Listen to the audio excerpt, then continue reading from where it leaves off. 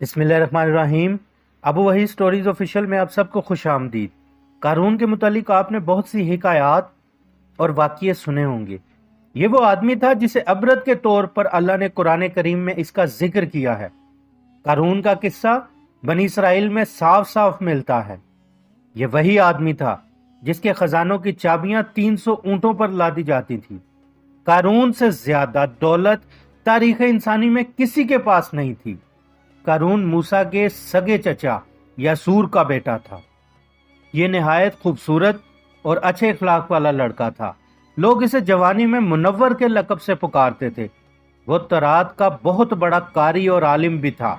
اس کی پرورش موسیٰ علیہ السلام کے قرب میں ہوئی، اس لیے وہ تورات کو بہت خوبصورت انداز سے پڑھتا تھا۔ قارون کی موسیٰ علیہ السلام کے لوگ بہت عزت کرتے تھے۔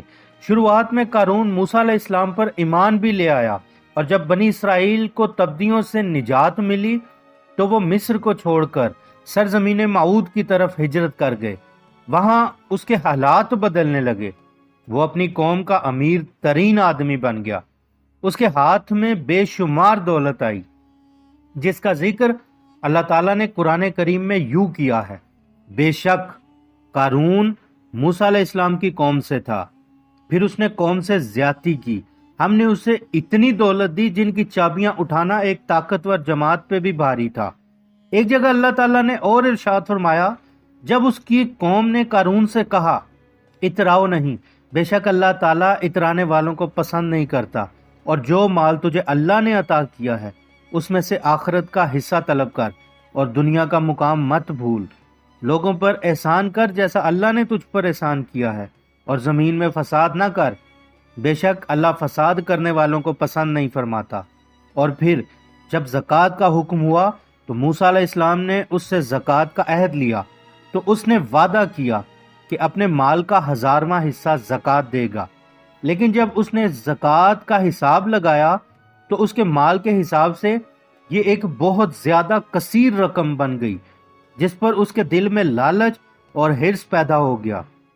لہٰذا اس نے ایک گندی چال چلنے کا سوچا، اور بنی اسرائیل کا ایک گروہ جو اس کا حمایتی تھا انہیں بلایا اور کہا، موسیٰ نے بہت سے امور تم سب سے لیے ہیں، اب وہ ہم سے ہمارا مال بھی مانگ رہا ہے، لہٰذا ایک بدکار عورت کو لے کر میرے پاس آؤ تاکہ اس کا کچھ مال دے کر موسیٰ علیہ السلام پر تہمت لگا کر انہیں بدکار ثابت کیا جائے۔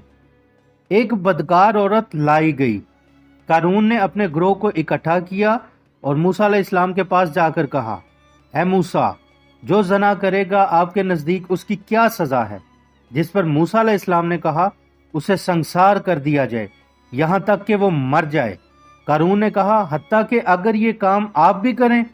جس پر موسیٰ علیہ السلام نے کہا، ہاں، یہ کام میں بھی کروں تو یہی سزا ہے۔ جس پر قارون نے کہا، بنی اسرائیل کے لوگ آپ پر یہ الزام رکھتے ہیں کہ آپ نے بھی یہ کام کیا ہے۔ موسیٰ علیہ السلام نے کہا، اس عورت کو میرے پاس لاؤ۔ جب وہ عورت سامنے لائی گئی تو موسیٰ علیہ السلام نے اس عورت سے کہا، اے عورت، اس پروردگار کی قسم جس نے دریا کو پھاڑ کر راستہ بنایا اور فرعون کو غرق کر کے اس کے ظلم سے نجات دی، سچ بتا معاملہ کیا ہے؟